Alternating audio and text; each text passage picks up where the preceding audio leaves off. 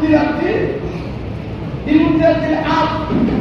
আমি হইলাম তোমাদের বাবার করে মানুষের পিতা হলেন সাইদবান, আপনি পিতা হলেন হযরত আদম আলাইহিস সালাম, জাতির পিতা হলেন হযরত ইব্রাহিম আলাইহিস সালাম, আর প্রত্যেকের জন্মদাতা পিতা আর রূহানি পিতা হলেন মুহাম্মদুর রাসূলুল্লাহ সাল্লাল্লাহু আলাইহি সাল্লাম। মুহাম্মদুর রাসূলুল্লাহ সাল্লাল্লাহু আলাইহি সাল্লামকে যারা মানে না তারা হলো দাওরা কারি। ঠিক তারা কি কারি? বাপ মানে না।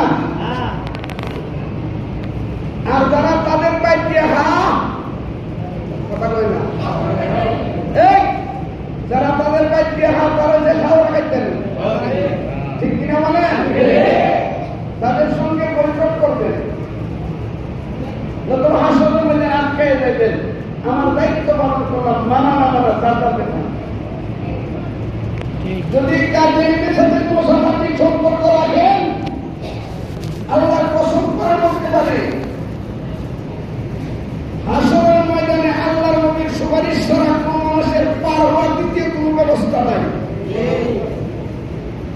সৈয়দ আনোয়ার শাহ কাশ্মীরি রাহমাতুল্লাহ আলাইহি বলেছেন, গোটা পৃথিবীর যে কোনো জাহাজের নিশ্চয়তা আমি দিতে পারি না, কিন্তু কাদিয়ানীদের বিরুদ্ধে জিহাদ করে যদি কেউ শাহাদাত বরণ করো, আমি আনোয়ার শাহ কাশ্মীরি আমি দায়িত্ব নিলাম বিশ্বনবী মুহাম্মদুর রাসূলুল্লাহ সাল্লাল্লাহু আলাইহি ওয়াসাল্লামের পক্ষ থেকে তোমাকে নবীর সুপারিশ করে সুদা জান্নাতে নিয়ে যাবে। সুবহানাল্লাহ। এই জন্য ঈমান রক্ষার খাতিরে খাওয়া কাটতে নিও না, যাওয়া কাটতে নিও। এই কথা বল না কে? খাওয়া কাটতে নিও হবে না, যাওয়া কাটতে নিও হবে না। কাজে শুকুর বায়াবির দরকার নাই। আল্লাহ যখন বানাইছে খাই পারবেন, আয়াত এবং রিজিক কার খাতে? আল্লাহ হাতে। এবার আসেন বিশ্বনবী মুহাম্মদুর রাসূলুল্লাহ সাল্লাল্লাহু আলাইহি সাল্লামের শরীরের গান মোবারক কেমন ছিল? সুগন্ধিযুক্ত ছিল। আমাদের গানও সুগন্ধ করে না, দুর্গন্ধের কারণে গেছে আতর মাহমুদা গেলে। রাসূল কারীম সাল্লাল্লাহু আলাইহি সাল্লামের শরীরের মধ্যে 63 বছর জীবনে কোনদিন একটা মশাও বসে না, একটা মাছিও বসে না।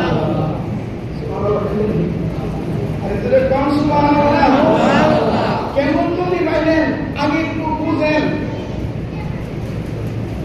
আপনি একজন মুসলমান, আপনার নবীর পরিচয় জানতে হবে।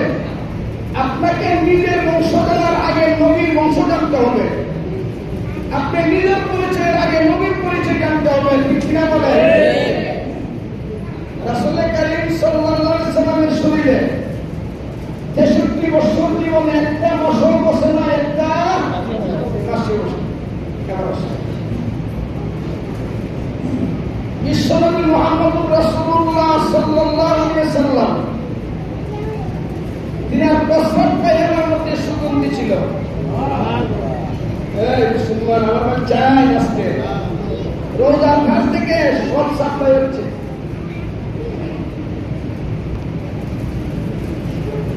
বিশ্বনবী মুহাম্মদুর রাসূলুল্লাহ সাল্লাল্লাহু আলাইহি সাল্লামের শরীরের মধ্যে সুগন্ধি ছিল, ওনার প্রস্রাব পায়খানা সুগন্ধযুক্ত ছিল।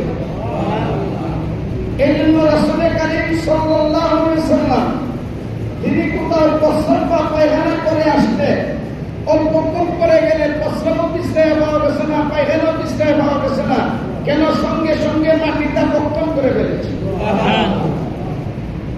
আপনার শরীরে রক্ত পান করা হারাম, আমার শরীরে রক্ত পান করা হারাম, কিন্তু বিশ্বনবী মুহাম্মদুর রাসূলুল্লাহ সাল্লাল্লাহু আলাইহি ওয়াসাল্লাম একবার সিংহে লাগাইলেন। এক সাহাবীর দিনের নামটা টঙ্কিয়া আসতেছে না যে তুমি রক্তটা ফালাই আসো। ওই সাহাবী কিছু আজকের মধ্যে গিয়া সমস্ত রক্ত তিনি পান করে বিশ্বনবী মুহাম্মদুর রাসূলুল্লাহ সাল্লাল্লাহু আলাইহি ওয়াসাল্লাম জিজ্ঞেস করলেন, রক্ত কি করেছ? বলল, আল্লাহর রাসূল আমি আপনার রক্তটা পান করে ফেলেছি। আল্লাহর রাসূল বললেন, যে শরীরের মধ্যে আমার রক্ত ঢুকেছে এই শরীরের জন্য জাহান্নামের আগুন হারাম হয়ে গেছে। সুবহানাল্লাহ।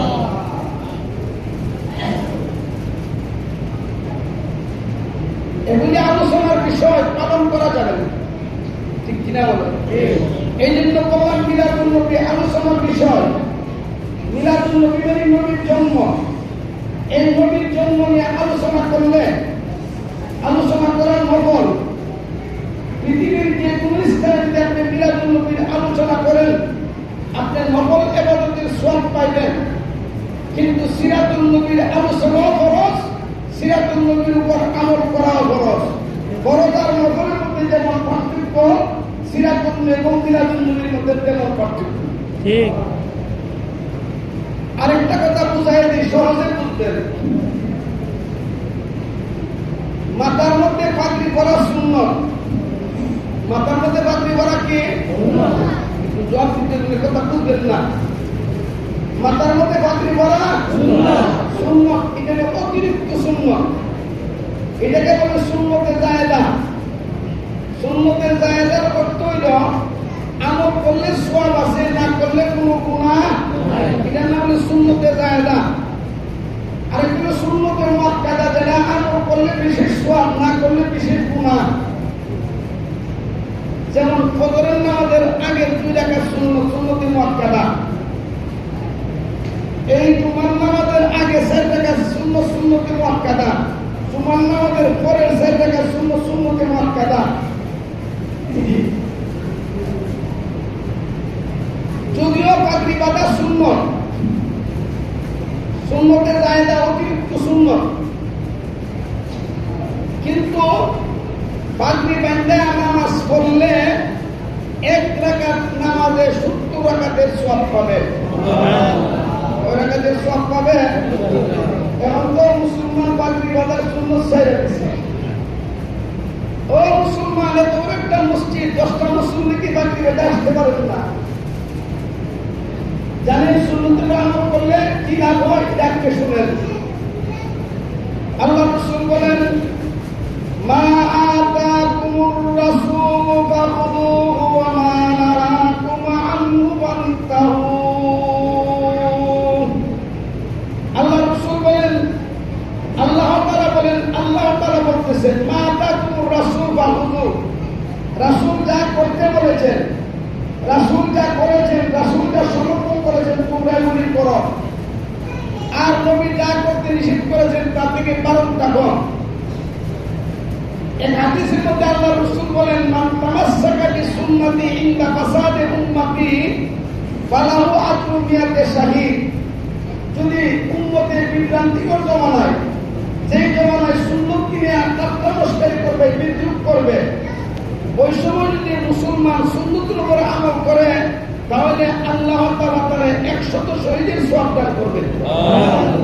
আরে হাদিসে আল্লাহ রাসূল বলেন, মান আহাব্বা সুন্নতি ফাকাদ আহাব্বানি ওয়া মান আহাব্বানি কানা মাই ফিল জান্নাহ।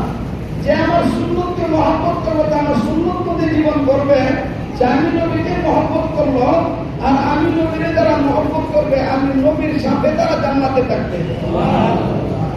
এটা সুন্নতের আমল করার ফজিলত। আরে হাদিসে আল্লাহ রাসূল বলেন, মান আহইয়া সুন্নতি ফাকাদ আহাব্বানি ওয়া মান আহাব্বানি কানা মাই ফিল জান্নাহ। যে আমার সুন্নতকে জীবিত করবে, সে আমি নবীকে মহব্বত করব, আর যে আমি নবীকে মহব্বত করব, সে আমি নবীর সঙ্গে জান্নাতে থাকবে। তাহলে সুন্নতের জায়েদা পাগড়ি পরা। পাগড়ি পরলে সওয়াব আছে না নাই? কয় রাকাতের সওয়াব? 1 রাকাতে 70 রাকাতের সওয়াব। এইটুক গেছে ওয়াজ শুনতো। ওয়াজ শুনতে গিয়ে সেটা সে পাগড়ি পরার ফজিলত শুনছে। যেহেতু তার আগের থেকে নিয়ে নাই, প্রস্তুতি নাই, আল্লাহর রহমতের মধ্যে সবার আযান শুনে জামে মসজিদে ঢুকছে। ঢুকে গিয়ে চিন্তা করলো, জীবনের প্রথমে ওয়াজ শুনলাম, জীবনে আমল করো। ইমাম সাহেবের ভাষণে দাঁড়াইছে। ভাষণে দাঁড়ায় মুয়াজ্জিন তাকবীর বলা শুরু করছে। এদিক সেদিক তাকায় দেখে পাগড়ি পরার ব্যবস্থা নাই, সে লঙ্গি উল্লা পাগড়ি আনছে। কি করছে? লঙ্গি উল্লা পাগড়ি আনছে। এমন পুরুষের নাভির থেকে নিয়ে হাঁটুর নিচ পর্যন্ত, এটাকে বলে সতর। নামাজে 17 টাকা খরচ। কথা বলি, নামাজে 17 টাকা খরচ।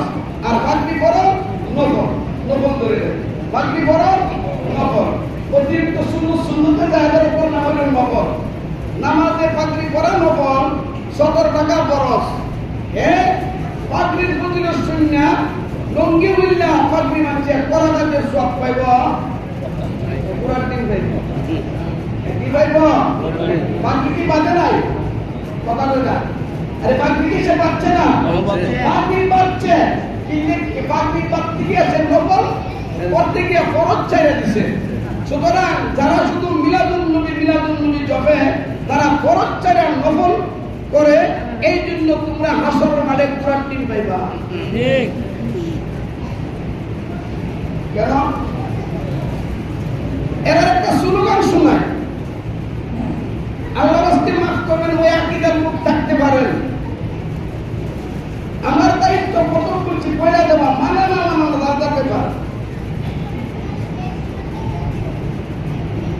এরা এই জন্য আজকে সকলে আগে আসা দরকার ছিল পুরো কথাটা বলতে এবং কথাটা বুঝতে সহজ হয়েছে মিলাদুন নবী অর্থ নবীর জন্ম নবীর মুজিজাপূর্ণ জন্ম পৃথিবীর আর কারো হইতে পারে এর একটা দৃষ্টান্ত দিলাম আর সিরাতুন নবী নবীর আদর্শ নবীর তরিকা নবীর বিধিনীতি নবীর 63 বছরের জিন্দেগি এখন যারা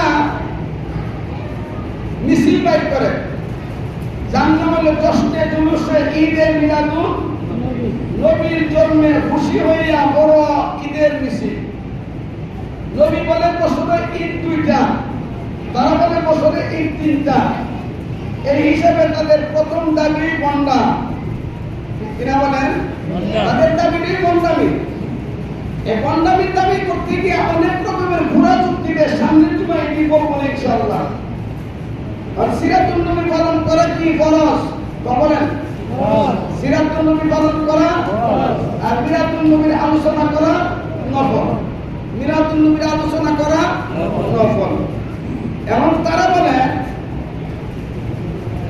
মিলাদুন নবী পালন করো সিরাতুন নবীরে লাথি মারো আলহামদুলিল্লাহ এই যারা নাউজুবিল্লাহ না কইছে অন্যবার কিছুই বলে এরা বলতেছে সিরাতুন নবীরে লাথি মারো মিলাদুন নবী পালন করো সিরাতুন নবীরে লাথি মারলা তুমি তো লাথিটা নাউজুবিল্লাহ নবীরে দিলা কারণ নবীর 63 বছর জিন্দেগি জন্ম থেকে নিয়ে মৃত্যু পর্যন্ত এক সাহাবী নবীর জিজ্ঞেস করছে আমাদের আয়েশা সিদ্দিকাকে জিজ্ঞেস করলো যে নবীর চরিত্র কি ছিল ওনারা বললেন যে উনি বললেন যে কি তুমি কোরআন পড়ো নাই কানা হলো কোরআন কোরআন নবীর চরিত্র ছিল 30 পারা কোরআন সিরাতুন নবীর লাথি মারলা 30 পারা কোরআনের লাথি দিলা সিরাতুন নবীর লাথি মারলা নবীর লাথি দিলা সাহাবা কেরামকে লাথি দিলা তাবিঈনকে লাথি দিলা 500 বছর পর্যন্ত যারা মিলাদ করেন নাই তাদেরকে লাথি দিলা সুতরাং তুমি আশিক রাসূল হইবা দূরের কথা তুমি ফাসিক রাসূল হয়ে গেছো ঠিক তোমার ঈমান তো হইতে হবে কেন মিলাদুন নবীর আলোচনা নফল পৃথিবীর যে কোনো স্থানে যে কোনো সময় মিলাদুন নবীর আলোচনা করলে সওয়াব হবে কোন সওয়াব হবে নফলের সওয়াব পক্ষান্তরে সিরাতুন নবীর আলোচনা করা নবীর আদর্শবান হওয়া নবীর জীবনাচার একে সামনে রেখে জীবনযাপন করা ফরজ তুমি বললা সিরাতুন নবীর লাথি মারা আর মিলাদুন নবী নাউজুবিল্লাহ বললেন না তারা সামনে আরো বলে মিলাদুন নবী ধরতে হবে সিরাতুন নবী ছাড়তে হবে নাউজুবিল্লাহ বলবেন না তুমি সিরাতুন নবীর সাইরা দিলে সিরাতুন নবী সাইরা দিলে তুমি তো নবী মানলা না আর নবী ধরে না মানে তারা কাফের হয়ে যায় ঠিক কিনা বলে সুতরাং জুসের সাথে হুশও থাকতে হবে আরেকটা মেসাল দিয়ে দিই অনেক কথা আছে বামে 1 লিখা ডাইনে 0 লিখতে কত হয় 10 1 লিখা 0 দিলে 10 হয়েছিল 1 0 লেখার সঙ্গে সঙ্গে হলো কি 10 কথা বলে 10 আরেকটা 0 দিলে 10 100 আরেকটা সৈন্য দিলে 1000 মাশাআল্লাহ। তাহলে এক লেখা সৈন্য দিলে সৈন্যর দাম আছে না নাই? যখন লাগা তখনই মান বাড়ে, যখন লাগা তখনই মান বাড়ে। তখন যদি কেউ মনে করে সৈন্য অত দাম, একটা সৈন্য দিলে 1 থেকে 10 হয়ে যায়, আরেকটা সৈন্য দিলে 10 থেকে 100 হয়ে যায়, আরেকটা সৈন্য দিলে 1000 হয়ে যায়, সুতরাং সৈন্যই লিখবো, এক আর লিখতাম না। তাহলে তার ফল হবে 0। তার ফল কি? 0 বা কুরান্তি। সুতরাং তুমি মিলাদুন নবী পালন করতে গিয়ে যদি সিরাতুন নবীর আদর্শ গ্রহণ করিয়া সিরাতুন নবী রাখিয়া মিলাদুন নবী পালন করো, নফল ইবাদতের সওয়াব পাইবা। আর সিরাতুন নবীদের লাঠি মাইরা তুমি যদি মিলাদুন নবী পালন করো, তুমি আশিক রাসূল হবা তা দূরের কথা, তোমার ঈমানই থাকবে না, ঈমানই থাকবে না। সুতরাং এই সামনের শুক্রবারের পরের শনিবার, এর পরের শনিবার হইল 12 রবিউল আউয়াল। মিলাদুন নবীর উপলক্ষে নবীজি প্রত্যেক সোমবারে রোজা রাখতেন, ঈদ করেন নাই। নবীজিকে সাহাবায়ে জিজ্ঞেস করলেন, আপনি সোমবারে রোজা রাখেন কেন? নবীজি বললেন, সোমবারে আমার জন্ম হয়েছে, সোমবার আমি হিজরত করেছি, সোমবারে আমার উপর কুরআন নাযিল হয়েছে, এই জন্য আমি সোমবারে রোজা রাখি। সুতরাং যদি আশিক রাসূল হইতে চাও, ঈদ পালন না করে রোজা রাখো। ঠিক কিনা বলেন? যদি আশিক রাসূল হইতে চাও, তাহলে ঈদ পালন না করে রোজা রাখো। বন্ধমি করো কেন? মানুষের ঈমান নষ্ট করো কেন? ঈমান হারা করতেছো কেন? হাসরের ময়দানে কি জবাব দিবে চিন্তা করো। আল্লাহ পাক রব্বুল আলামিন আমাকে আপনাদেরকে সিরাতুন নবীর আদর্শমান হওয়ার তৌফিক দান করুন। আমিন। ওয়া আলহামদুলিল্লাহি রাব্বিল আলামিন। আগামী দিনে আগে আসবে, বিষয়টা ক্লিয়ার করে দেব ইনশাআল্লাহ। যারা সুন্নাত করছি না, মেহেরবানি করে সুন্নাত করে